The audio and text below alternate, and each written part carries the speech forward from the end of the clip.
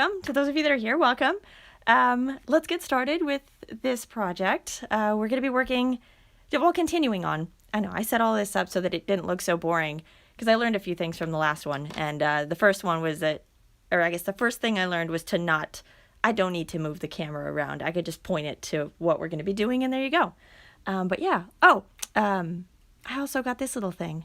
I know it's really random, but to help with illustrate measurements, I thought it'd be a little easier than having to draw something out every time. So yeah, this is the new little addition to what you guys are going to be seeing often. All right, so let's go ahead and just move all this stuff and get started. So here is the panels for the sweater. So I'm going to unpin all of this so you guys can see where we are at least where you should be at if you were watching the last cal and you finished your 2 parts. This is kind of what it should look like. And I wanted to show you these before we go through stitching or anything, because when we talked about the measurements, last week? This is still here in the shot. Let me move that. I told you to make the 2 different panels. One of the back panel was just going to be the measurement of your shoulders by the length. And then the front panel was going to be the bust, or if you had a wider measurement, use the wider measurement by also a length. So these 2 panels are not the same size, and this is what I wanted to show you so that we can get started here with this and then move on. So here are the 2 panels. I did make my front panel a little bit wider. I think I had a bust measurement of 18 inches, and then we had to add an inch because of the shrinkage amount for the stitch itself. So, oh, hi, Chandra. I hope everybody can see the chat. Let me know if you can't see the chat. It should be popping up here on the side of the screen. So I hope everyone can see it. But yes, so I made the bust size an extra inch, and then I think I added a little bit more because I wanted to make sure that it was wide enough and that it was a loose fitting top. So now that you have both parts, and in case you were wondering, I did not block anything. I am really, really lazy when it comes to blocking things, so I try not to block if I don't actually need to. So I didn't. So this one we'll just kind of adjust it and everything right before we stitch it. So see, we'll just pull it like that. All right, so here's my back panel, and I put it face down. So here it is. And then, before I show you, there's going to be 2 sides to the panel. So there's going to be the top edge and the bottom edge. One edge is going to be wavier. Well, hello, Karen from Eastern Washington. And then, buenas tardes, Ana Karina. So here we go. It's Christina. I'm sorry. It's really, really tiny. Like the letters are itty bitty on my screen. Okay, so there's going to be a straighter edge, and then there's going to be a wavy edge. Remember that this is a boat neck top, so leave the wavy edge for the top. Because when you try this on and it sits on your shoulders, so it sits right up here, this wavy part will stretch out and it's going to look beautiful. So leave this for the top part. So lay it face down, and then here is my, my top panel. And again, as you can see, they are different sizes, but that's okay because again, boat neck top. So it's totally going to be fixed once we stitch. So before you move on to doing anything with the sleeves, try on your garment. So you're going to need to pin this to your back panel and then go try it on and make sure that the panels are the size that you want them to be and that it is going to fit before continuing, because this is a great time to rework your stitching and do anything you need to do before adding any type of sleeves, because once you stitch everything together, it's a nightmare to try to pull everything apart. All right, so I talked to you about the wavy edge on the back panel. The front panel, or the top panel, is going to have the same. So there's going to be one edge that's going to be wavier than the other. Put that one at the top. So we're going to pin it up here. And then normally what I do before I try it on, and then since this is going to be a wider neck, take some safety pins or stitch markers, whatever you have on hand, and pin at about an inch or so in. No more than 2 inches. So that would be, about 2.5 centimeters. So maybe go with 3 centimeters for those of you using metric. So go with that, and then just pin it here along the corner. And then give it about an inch or a little more. This is going to be a little bit more, but that way you guys can actually see a bit here. So give it about that much, and then do the same on this side. Don't worry that this panel is wider than the back one. It's not going to matter once you go and you try it on and you adjust it. It's going to be just fine. And then the neckline is going to work out. It'll be all right. So here we go. We're going to pin over here and then give it another one on this side. Okay, so once you have it pinned, you don't need to worry about pinning the sides just yet. Just pin the top parts together so that it looks like this. And then go try it on. So just head over to the mirror, try it on, just pop it on this way, line it up, and then make sure that the shoulders hang where you want them to hang along your actual shoulder part. So the shoulder part of the sweater hangs on the shoulder part of your body. So when you try it on, if you want it to hang at the very edge of your shoulders, then pin it that way, but make sure you can move your arms around and that it doesn't fall off. So, because that defeats the purpose of creating this, right? So make sure that it hangs where you want it to hang on your shoulders and not too loose, not too tight. And that's where you're going to pin it. So adjust your pins at that point in the mirror. Just make sure you adjust everything the way you want it and then bring it back to your table. Measure, make sure that both sides are the same length and make sure that they each have the same number of stitches across so that both of your sides match. So just go through from the edge and start counting. Make sure you have, 10, 15 stitches, whatever it is for you on one side, and then again 10, 15 stitches here on the other side. Once you've got that, you can sew this together, and then once we've stitched this, then we can start measuring for the sleeves. So you're going to do the same process that you did for the for pinning this up here on top. You're just going to measure out. There you go. So make sure that you lay it flat and then you fold it at the seam when you measure this. So lay it out, and then you're going to need your arm measurement, which mine is in here. What did I say it was? So for me it was 15 inches, and then I had to add an inch width because of our shrink rate. So if you watch the first cal, you should be familiar with the shrink rate at this point because we even did the sample for it, or not the sample, the swatch. So I did about 16 inches. So get half of that measurement. So that's going to be about 8 inches. So if you're going to grab your measuring tape and measure half of that measurement down, so for me it's 8 inches. So measure that down and pin it right there. So I only have these. I didn't bring additional stitch markers like I should have, but I didn't. So we're going to pin it right here. And then again, you're going to go to the mirror and try it out. Make sure that your sleeve fits comfortably and that you can move your arm around and that this is in fact the size of the armhole that you want prior to sewing. We're going to go over sewing here in just a minute. I know that there are probably a lot of knitters here, so you guys have used this particular type of stitching before.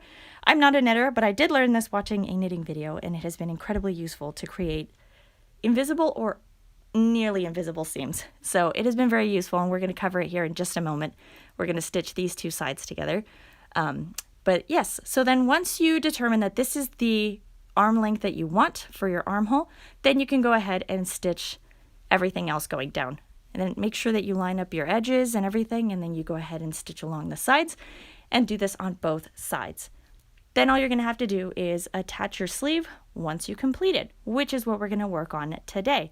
So before we get started, I'll show you how to do the stitching, but while I do that, in case, because I started this to give you guys an example, and that way you guys have enough time to crochet it while I show you how to do the stitching, because that one you can just watch as we move along, but your hands could be working on your crochet project.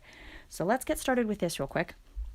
So what you're going to do, and what this is the first 5 rows of my sleeve. So the reason I did this was to show you some of the decreases, because we didn't talk too in depth about decreases in the last class, but we are going to today. So remember that this stitch is a 5-row repeat, and we're going to be using the same stitch for the sleeve. So just like how you did to create the chain for the for the width of your sweater, either the back panel or the front panel, you're going to do a very similar thing with the sleeve, and you're going to add whatever your shrink rate was. In my case, I went with 1 inch. So my sleeve measurement, or the armhole measurement, was, I think in sewing it's called the arm side. So the arm side measurement for me was 15 inches, and then I added that 1 inch, so I needed an initial chain of 16 inches. write down the number of stitches you did for this one. Remember, you do have 2 sleeves and they do have to match.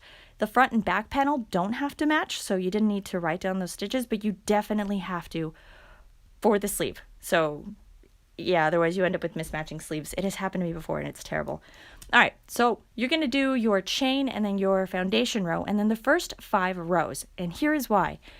Because, and then we're going to write this down too. Or I'm going to write this down here so you guys can actually see it, because I don't know how big this is and if you guys can actually see it. So our sleeve, oh, that is so incredibly loud. All right, so our sleeve is going to be in the shape of a trapezoid. So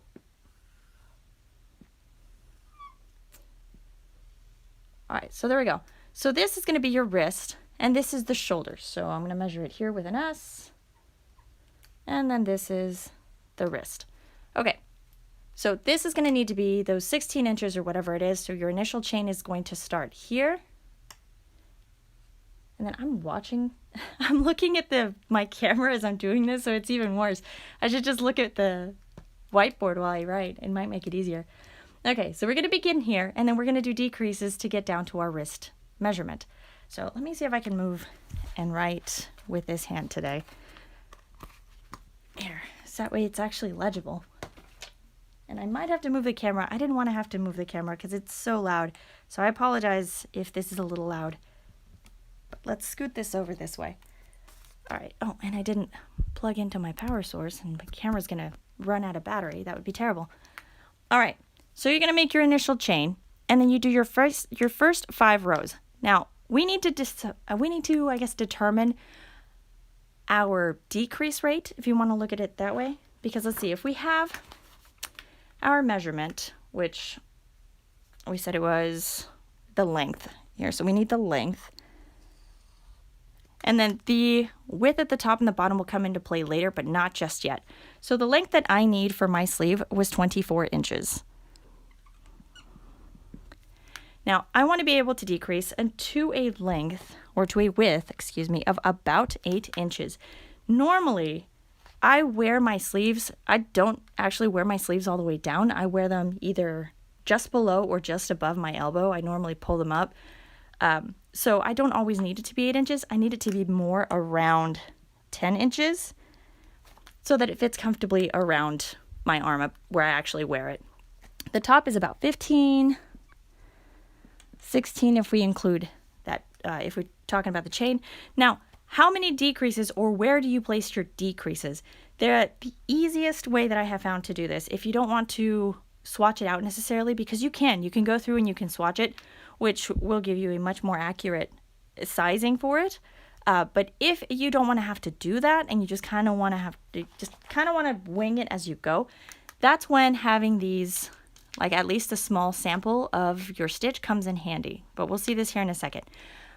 Normally I set up my decreases so that I have at least 4 decreases in a sleeve. So because my measurement is 24, so I'm going to do 24, and I want to do about 4 decreases, which means I have to decrease approximately every 6 inches. I don't necessarily want to decrease at the very beginning. It's just not very good practice because it's the widest part of your arm, so you want to give it some length. So you want to give it, I don't know, maybe like 2 or 3 inches or so before you start decreasing. So let's say I'm going to start at about, 3 inches, which is what I went with here for my example. So let's say I started about 3 inches. That means I'm going to decrease. So I'll put a decrease here. That means I would decrease at the 3-inch mark, at the 9, 15, and 21-inch marks. That's where my decreases would be placed. Remember that this is not taking into account the stitch that you're using and how many rows it has. This is just to help us kind of determine where about we're going to place our decreases. So that's just approximately where I'm going to place them. So now, this is where our sample comes into play.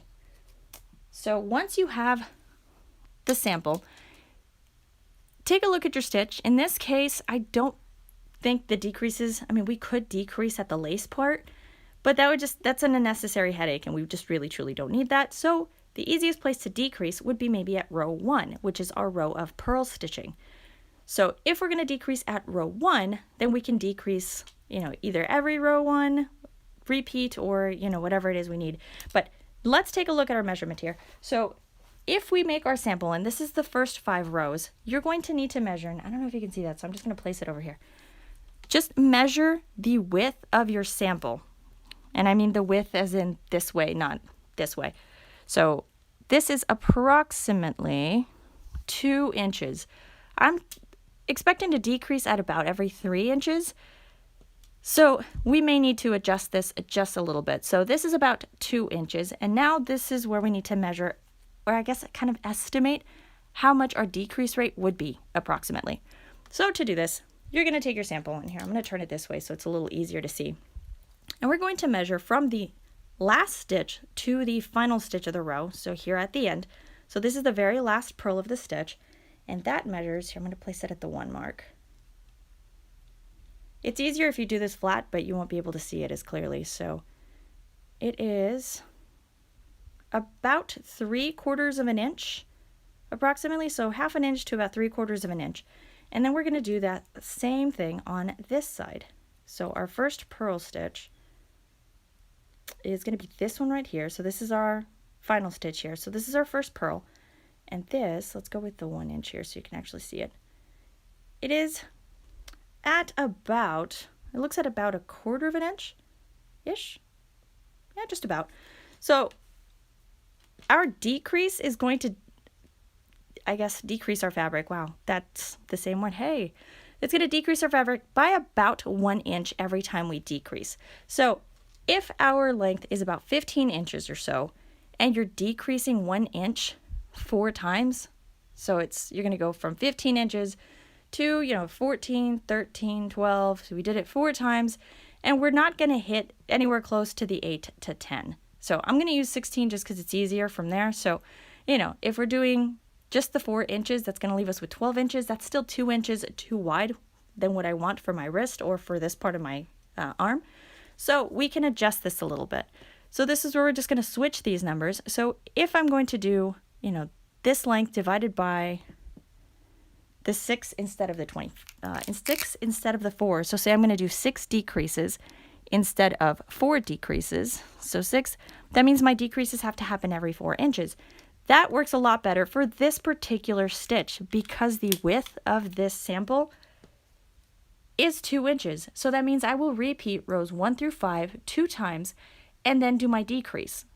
So that makes it a lot easier to keep track of where my decreases are going to be. And then I only have to do the 4 decreases, or decrease every 4 inches for my sleeve. I'm going to do a total of 6 decreases. So instead of doing these, I'm going to have to decrease 6 times. But that's all right. It's every 4 inches or every 2 repeats of rows 1 through 5. And that'll get me closer to the 10 inches that I want for the measurement for the cuff of my sleeve. So it's a lot of math, or I guess it can be a lot of math. If you really don't like math, I don't particularly like it, so I try not to do this, but it's a way to determine approximately how many decreases and where to place them along your sleeve if you are going to be adjusting patterns, or if you need a particular sleeve size that is not typically accommodated in different types of patterns. So there's that. Now, how you're going to do the decrease, let's get rid of all of this so you can actually see. Okay, so here we go. So how you're going to do the decrease. I'm still going to have to do another repeat, but I'll pull this out later, so it's not a problem. So if you're gonna do this on the very first row, which is going to be the easiest one to keep track of. So your row 1 repeat, let's just pretend that I've already done the 2 rows, or the 2 repetitions of row 1 through 5. We're going into the next one. What we're going to do is we're going to purl 2 together, at least for the decrease for this particular stitch. It might be different if you're using a different stitch. But we're going to insert our hook. Oh, it's a purl stitch. I apologize. We have to do a reverse yarn over.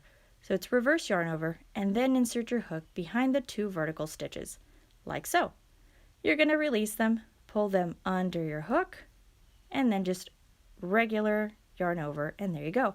So that was your first decrease. And then you're going to continue using the purl stitch in the rest of the row, so in all of the rest of the stitches of the row, until you get to the end. Once you get to the end of the row, you're going to have to decrease again.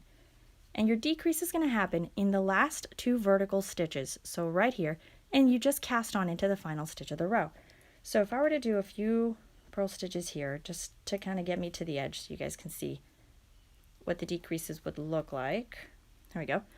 So we reach the final 2 vertical stitches, so you have this open one and then the very visible vertical stitch. We're just going to do the same, so reverse yarn over, insert it behind the first, or the top leg of the first vertical stitch, and then the second vertical stitch.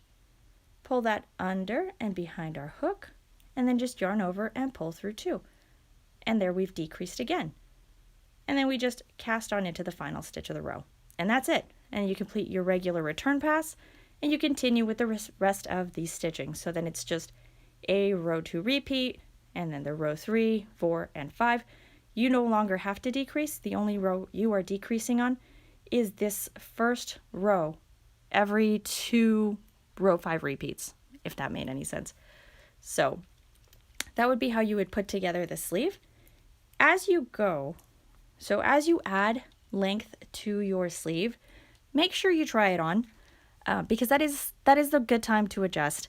I suggest putting a stitch marker on the rows that you do your decreases just to help you keep track of it, because if you do need to adjust it, say instead of doing those 6 decreases, you decided that you needed to have less decreases, it'll be a lot easier to identify where the decreases are at. So you'll be able to see where it is that you need to adjust them. So just place a stitch marker at the beginning of the decrease row and then just go for it. And then, complete the rest of your sleeve. Now, if we look at the neck of the sweater, so now that I've left you with all of the sleeve items, so go ahead and start working on your sample, and if you have any questions on that, you can go ahead and just ask me, leave it in the comments or whatever you want to do. You can ask me any questions on that while we work on the rest of this sweater. So I'm not going to be adding any kind of cuff or anything, not cuff, any kind of trim or anything to this sweater, because this is what the edging looks like. So this is the edge at the bottom, and then this is the edge at the top of the sweater. So because I did the row 1, 2, and 3 repeat, and then I closed with my Tunisian simple stitch single crochet bind off. So that's what the edge looks like. So I'm not going to be adding anything additional to this neckline. That's how it's going to stay, and it's going to be the same for the ends of the cuffs. So once I finish the sleeves, I'm not going to be adding an additional cuff, since it's going to match the edging that we have here on the neckline and at the bottom of the sweater. So if you would like to add one, just an additional one, you can always use a single crochet or any other type of stitch. I would recommend something a little more simple because since this stitch is pretty elaborate, it's got a lot going on, a simple cuff would make this stitch pop a lot more. So instead of doing something that's very lacy or anything like that, it would distract from this stitch. So, but it is your sweater. You can create it however you want. Now let's talk about the stitching. So let me grab some of these materials. So now, I know this is a really ginormous yarn needle, but I got it, I'm showing it to you there's a purpose behind it. So typically when I stitch or when I weave in ends, I use a tapestry needle, and it looks like this. So it's got kind of a triangular tip. I don't know if you can see it, but it's got these 2 flat sides and then this one over here. But I find that this one makes it a lot easier to weave in any tail ends. If there are any knitters out there that use something different, do let us know. That'd be a very interesting thing to find out. But if you're using a yarn needle, and again, this is a really, really large one, what happens with Tunisian crochet, which I found is different when you are trying to either sew things or weave in tail ends with regular crochet, is that you don't often have a lot of a lot of space where to hide your tail ends. I mean, look at that. There's very little spacing in here. So we want to be able to hide all of our stitching. And the easiest way to do that is to get a needle that you can actually poke through the actual stitching. So you can pull that through the fibers of the stitch, and it makes it a lot easier to hide in tail ends. Now I'm just kind of exaggerating it here so you can see it, but as you're weaving in and just kind of poking that through, it makes it a lot easier to hide all these tail ends than it would if you're trying to do that with a yarn needle, because it doesn't fit the same. Again, I know this one's bigger and there are smaller yarn needles, but it just doesn't work the same. The tip on either one of these needles or just a regular needle makes it a lot easier to pull the yarn through. So hopefully that helps someone. It is something I only recently learned and had been crocheting for many years. So, it was pretty exciting to find out. All right, so now the stitching that we're going to use for this, I'm not going to show you how to weave in the tail ends, because I assume that if you have made it this far, then you know how to crochet and you know how to weave in tail ends. So I'm just going to show you the stitching, and we're going to go in this direction. But I'm going to, let's line this up, and I'm going to say, because when I measured it and tried it on, it was an inch. That was very comfortable for me, and the sweater sat just where I wanted it to sit along my shoulders. So let's go here. So that's a very small number of stitches. Well, let's just make it bigger, and then if I need to pull the stitches out, I can do that off camera, and then I'll leave notes on there for you guys to see on either the comments in the YouTube, like once this posts and everything, I'll leave any additional notes down in the description box, or I'll note them in the written pattern, which I'm going to be working on this week, so it should be available come like Friday or so. I'll post about it here on the feed for YouTube, and also on Instagram if you follow me. But let's go back. Let's see, 1, 2, 3, 4, 5, 6. 6 stitches might be enough. Let's go with 8. Let's just go with 8 stitches so that I can make both sides even. So that's 1, 2, 3, 4, 5, 6, 7. Yes, 8. So it was right here. 1, 2, 3, 4, 5, 6. No, that's only 7.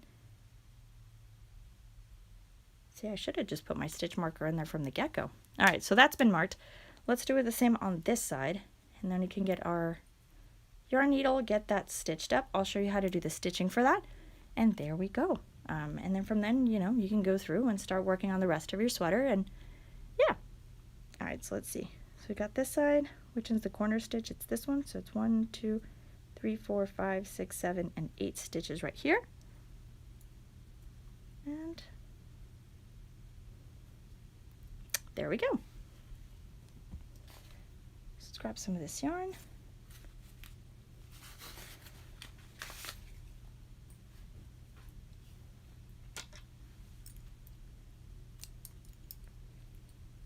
And your yarn or tapestry needle, and you're just going to make a knot at one end. You don't need to use 2 threads together unless you're using, if you're using a very fine yarn, like a fingering yarn or anything like that, and you want to make it a little thicker, then go ahead and double up the thread. Otherwise, this is a DK yarn, so I'm just going to use the 1 thread, wrap it around a finger like that, and then that's my knot. So there we go. This knot is going to be hidden within the stitching itself, so I'm not too worried about it. Just make sure that you do secure it, because since this is yarn and the stitching is a little bit wider, what I typically do is once I have my knot like this, I just insert my needle here right below the knot, just to make sure it's not going to slip out at some point. Oh, sorry, I keep hitting cords and things. I hope that's not too loud for you guys. Alright, so in order to make this a fairly invisible seam, you're going to stitch on one side and then the other. I know I've showed this in a few other crochet videos, but I don't know who's watched them and who hasn't, so we're just going to review. So you're going to insert your needle here at the cornermost stitch and pop it out on the other side, like right above. Here, I should do it with my hands actually holding the fabric, like so. So you're just going to do this on one side, pop it through, and then I'll go through and hide this here in a minute. And you're going to do the same thing on this other side. So find the first stitch on the side, like that, and pop it through this way.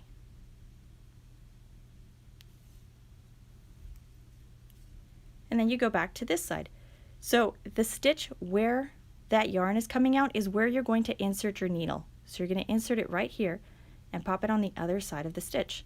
Now, you can do it right in here, or you can do right at the very, very top, which would, be the easiest. So let's just go right here. There we go. And then just pop it through. And then repeat on the other side. So this is where our yarn comes out from the previous stitch. So we're going to pop the needle into here, pop it out the other side, and that's it. I really should have woven this tail end, and it's going to keep getting in the way. So if you leave it wide like this, it's going to be a lot easier to see where your stitching is. Since you don't have to go too far with this one, if you're going to be sewing like along this side, you don't want to leave too many stitches because as you pull your thread, it's not going to tighten it enough and you're going to be able to see all of this stitching. So it's not going to be an invisible seam, but you know, with only 8 or so stitches, we might be able to get most of the way across. Then I'll show you what is something else that happens when you pull on your thread, but let me give this another stitch or two so you can kind of see it. So we'll do this one, and then this one, and we'll do one more, and then we'll tighten it up. Because if you're a little bit newer to stitching this way, which is something I hadn't realized the first time I tried it, was that when you tighten the stitching, so here's the stitching, and as you tighten it, you're going to lose track of where that yarn came out because it's going to close the seam. So when you pull it like that, you might not be able to see the last stitch you inserted your needle in. So as you start practicing more, it gets a little bit easier, or you kind of just start figuring out based on where it is that you need to stitch, right? But yeah, that's one of those things I didn't realize until I actually started doing it. But then you're going to have the seam right here on the inside. You're not going to be able to see anything out here on the outside. It's going to make it pretty clean depending on how much you tighten it. If you make it too tight, it will bunch up. So once you go through and pull through a few times, make sure you go back and loosen up the stitching just a tiny bit, just to make sure it doesn't scrunch up.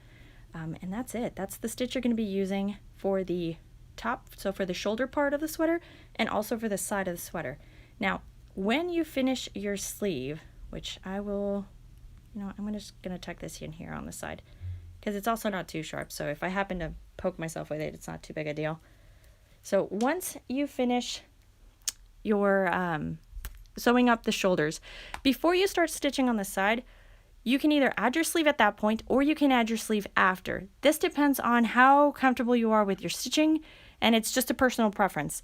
A lot of the times, not always, because I made a few sweaters and I switch it up sometimes, mostly, I don't know, just for fun, I guess.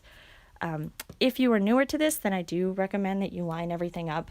Just do the shoulders and then leave this open and then stitch your sleeve. So if I were to grab like this little square, which I'm going to show you what this is for later, but say you have your sleeve already made, make sure that you mark the center point, and the easiest way to do that is just to fold your sleeve in half, place a stitch marker in the center, and then line that up with your seam right over here. And then you're just going to start stitching. So pin this along here and then just stitch the same way that we were stitching the shoulder is how you are going to stitch this the sleeve onto your sweater. Once you finish with that, then you can start stitching your sleeve. So let's just pin this here just to give an example. So, and we'll pretend we stitched our sleeve onto here. Okay, so once your sleeve is on, you can fold your fabric again the way it's supposed to go, with your sleeve and everything pinned on. And then you can either start stitching from the cuff all the way up to the armpit and then down along the side, or you can start the other way. I guess a second way you can always stitch is just measure the armhole like I showed you, go ahead and stitch that up, make sure that that is all nice and tight, and then you can go ahead and attach the sleeve and then stitch the sleeve on the side. It really depends, personal preference again. So just try different things and decide which one you like best. All right, so once you have that sleeve and you've got everything, you're all nice and stitched up. And then again, remember to try these things on as you are crocheting them. I know I say that a lot, but I can't stress it enough. I get a lot of emails from folks that are like, it didn't quite work. It's like, well, did you try it on? So that's generally my first question is, did you actually try it on while you were working on it? And it's surprising the amount of times that people have not tried it on. So that's that. Let's see, what else did I need to cover? So we covered the shoulders, and if anyone has questions, do feel free to ask them. That way I can go through and answer everything. I can't speak. It's just one of those days. I think I need more coffee. But I can answer them, and then in case everybody else has them as well. But that's it. Let's see, we did the front part, the back, we covered the stitching, we covered the sleeve, the sides, and I think that about covers it. One more thing to keep in mind, and it should go without saying, but I have done this, I don't even know how many times, so I'm going to go ahead and tell everybody because I make this mistake all the time. Always, and before you wash your garment, make sure you check the label. Every time. I just had this happen, 2 days ago with a swimsuit cover up I did. I threw it into the machine and I just didn't think about it. I threw it into the dryer and it shrank. So now my daughter has a second swimsuit cover up because it doesn't fit me anymore because I didn't check the label. So yeah, so there we go. So make sure that you check the label before you wash this. Now, if you guys have any questions about or not any questions about blocking, I know I always get questions about blocking, so I'll answer it now. Once you get everything stitched up, you won't need to block the garment because everything is going to hold in place since you've already stitched everything, and any parts of the sweater that could have curled up would have already been stitched together. So it shouldn't have any curl. If for whatever reason you do happen to have curl at the bottom, that could be because you either used a really tight tension or used a really small hook. So the bigger the hook that you're using with some of your Tunisian stitching, the more relaxed the stitching can be. That said, there are some stitches that are going to curl no matter what size hook you use. Like a knit stitch that uses the front leg only, or not the front leg, the Tunisian simple stitch that uses the front leg only, you're pulling a lot of tension on that top leg, so it's going to curl. Even if you use a really large hook, it's going to tend to curl simply because of the construction of that stitch.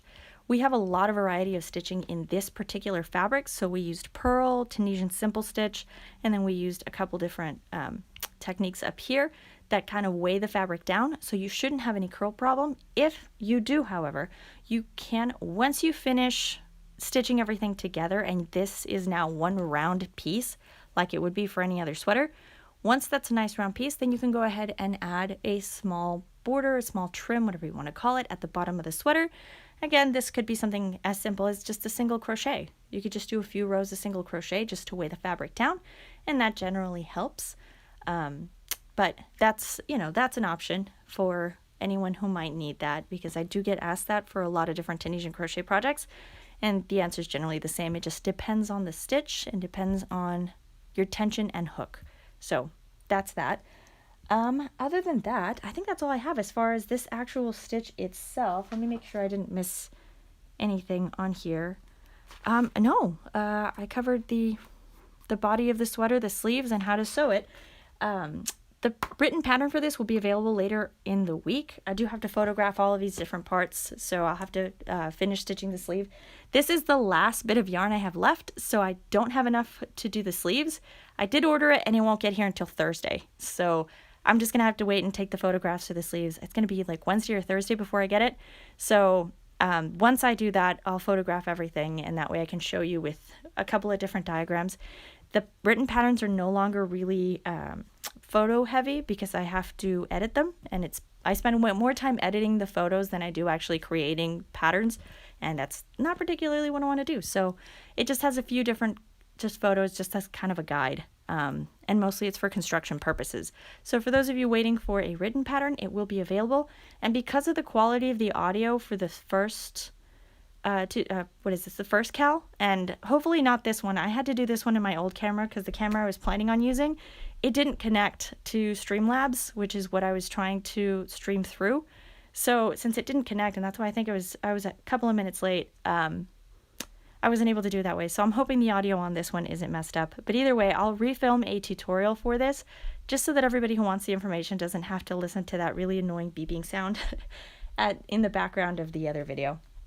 But other than that, our next cal is going to be, and that's why I brought this with me. So this is one of the squares for our sampler afghan. So this is, I can't even remember what stitch this is. I think it's like stitch number, 12 or something? It's on there. But this is a back loop simple stitch and a front loop simple stitch. So this is just alternating between the two.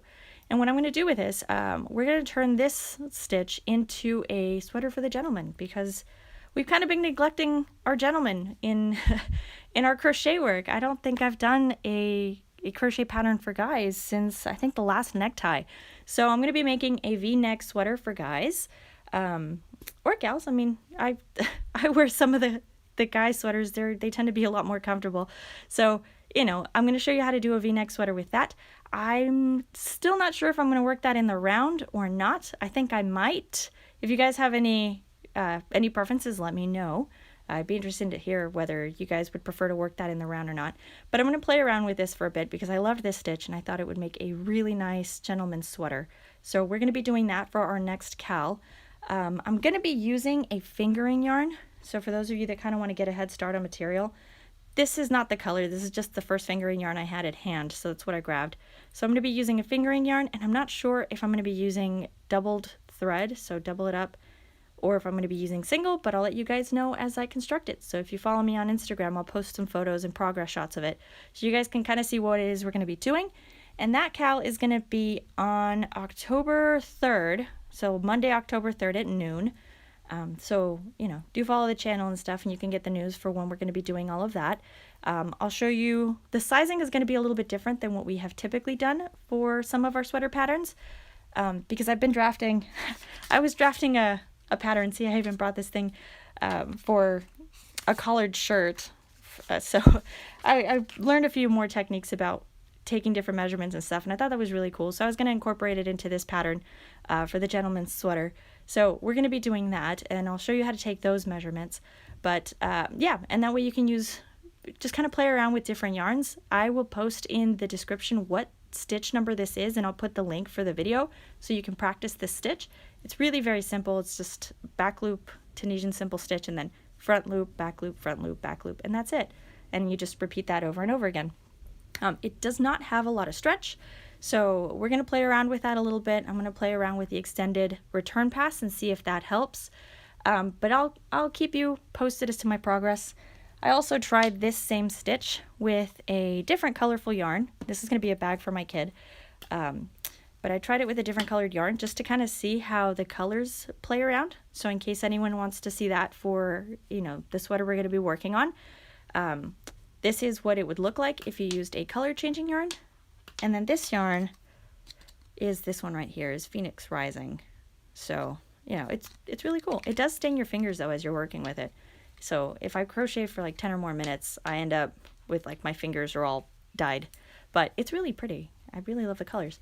But this is the same stitch. So this is what it would look like if you use a color changing yarn, and this is what it looks like if you use a solid color. I'm also experimenting with a way to make the trim at the bottom and the elastic around the collar. So I'll tell you more about that once I kind of get it figured out. I ordered some supplies, so I'll let you know what that is.